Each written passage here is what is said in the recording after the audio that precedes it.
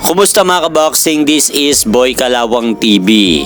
So update lang po tayo mga idol sa mga naganap na laban sa undercard ng Isaac Pitbull Cruz versus Lamont Roach Jr. mga idol na ginanap sa San Antonio, Texas. Unahin na po muna natin itong naganap na laban ni Frank the Ghost Martin mga idol kontra Rances Barthelemy.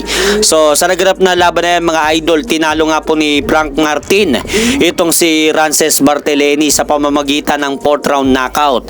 Kaya dahil po dyan, umabante na ang kartada ni Frank the Ghost Martin mga idol sa 19 wins, 1 loss with 13 knockout.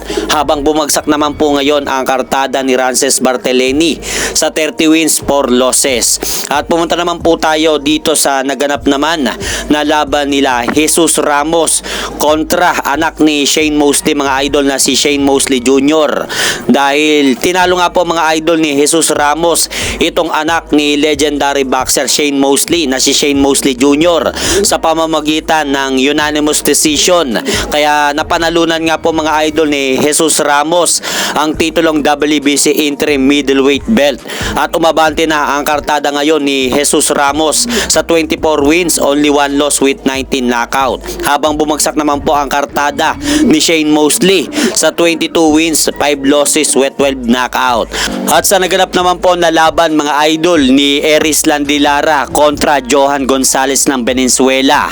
Panalo nga po si Eris Landilara mga idol via 12 round unanimous decision sa kanilang naganap na laban dahil nagawa nga pong pabagsakin ni Eris Landilara sa unang bahagi pa lang ng round 1 itong Venezuelan boxer na si Johan Gonzalez. Kaya nakuha nga po nito ang panalo kanina sa San Antonio, Texas via 12 round unanimous decision. At umabati na po ngayon ang kartada nito sa 32 wins, 3 losses with 19 knockout. Habang bumagsak naman po ngayon ang kartada ni Johan Gonzalez sa 36 wins, 5 losses. At napanatili nga po mga idol ni Eris Landilara ang kanyang titulo na WBA World Middleweight Championship. At sa kabilang banda naman, sa naganap na co-main event na laban sa pagitan ni WBC World Super Featherweight Champion O'Shake Foster at Stephen Coolboy Fulton. Sa naganap na laban na ito mga idol, binugbog nga lang po ni O'Shake Foster itong si Stephen Fulton mga idol sa kailang naganap na 12 rounds na bakbakan sa ibabaw ng lona.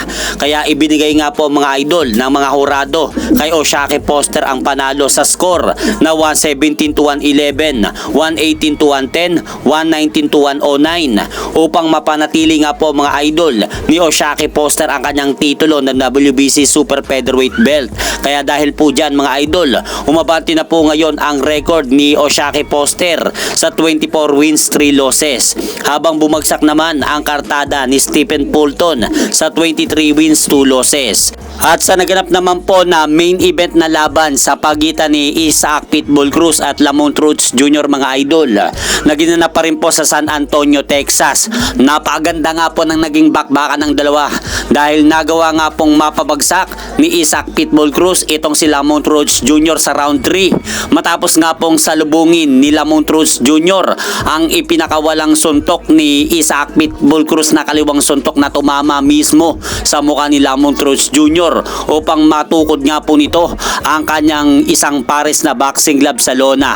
Kaya ikinonsidered nga po ng referee bilang knockdown yun. Kaya nabilangan nga po si Lamont Roach Jr. sa round 3 ng referee. Tumabante naman po ang kanilang laban hanggang sukdulang 12 rounds na laban. Kaya lang mga idol, nauwi nga po ang laban ng dalawa sa isang majority draw sa score ng mga hurado na 115 to 111, 113 to 113 at 113 to 113 upang ideklara na majority draw ang hatol ng mga hurado. Kaya napanatili pa rin po ni Isaac Pitbull Cruz ang kanyang WBC interim junior welterweight crown sa laban na yan kay Lamont Roach Jr. Kaya umabante na po ngayon ang kartada ni Isaac Pitbull Cruz mga idol sa 28 wins, 3 losses, 2 draw with 18 knockout. Habang umabante naman ang kartada ngayon ni Lamont Roach Jr. sa 25 wins, only 1 loss, 3 draw with 10 knockout. At hanggang dito na lang po muna ang aking update sa mga aganapan sa mundo ng boxing. At syempre mga idol, huwag nyo rin pong kalimutan, pakisuportahan nyo naman po muna ang ating munting channel. Maraming salamat po.